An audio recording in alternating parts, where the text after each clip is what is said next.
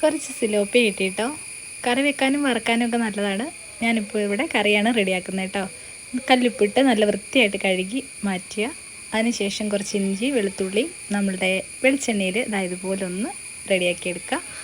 പിന്നെ ഞാനിവിടെ കുടംപുളിയാണ് ചേർക്കുന്നത്. പുളിക്ക് ആവശ്യമായിട്ടുള്ള ഒരു ചെറിയ കഷ്ണം കുടംപുളി ഞാനെടുത്തിട്ടുണ്ട്. കുടംപുളി വെക്കുമ്പോൾ എപ്പോഴും നല്ല ചില്ലിൻ്റെ ഭരണിയിൽ വെക്കാനായിട്ട് ശ്രദ്ധിക്കുക കേട്ടോ. ഇനി നമ്മൾ വഴറ്റിയിരുന്ന ആ ഇഞ്ചി വെളുത്തുള്ളി പേസ്റ്റിലേക്ക് നമ്മളുടെ ഫിഷ് മസാലയും കുറച്ച് കാശ്മീരി ചില്ലി പൗഡറും കൂടെ ചേർത്ത് കൊടുക്കാം. ഇനി അതൊന്ന് ചെറുതായിട്ടൊന്ന് റോസ്റ്റ് ചെയ്തെടുക്കുക. കുറച്ച് മഞ്ഞൾപ്പൊടിയും കൂടി ചേർത്ത് കൊടുക്കുക.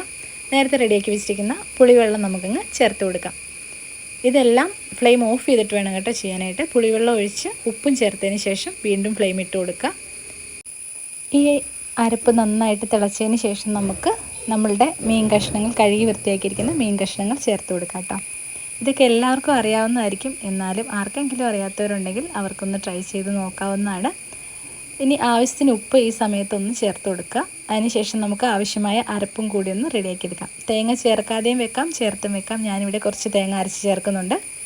1/2 കപ്പ് തേങ്ങയിലേക്ക് ഒരു നുള്ള് നമ്മളുടെ ഉലുവയും ഒരു 1/4 ടീസ്പൂൺ കുരുമുളക് കൂടി ചേർത്ത് നന്നായിട്ട് ഫൈൻ പേസ്റ്റായിട്ട് അരച്ചെടുത്ത് മാറ്റി വെക്കുക. അതിനുശേഷം നമ്മളുടെ മീൻ ഇതുപോലെ വെന്ത് റെഡിയായി വരുമ്പോഴത്തേനും അതിൻ്റെ മുകളിലായിട്ട് ഇതുപോലെ ഒഴിച്ചു കൊടുക്കുക. അതിനുശേഷം ലോ ഫ്ലെയിമിൽ വെച്ച് വീണ്ടും ഒരു 10 മിനിറ്റും കൂടി ഒന്ന് തിളപ്പിക്കുക. വളരെ സ്വാദിഷ്ടമായിട്ടുള്ള കറി ഇങ്ങനെ റെഡിയാക്കാം. തയ്യാറാക്കി നോക്കണേ. താങ്ക്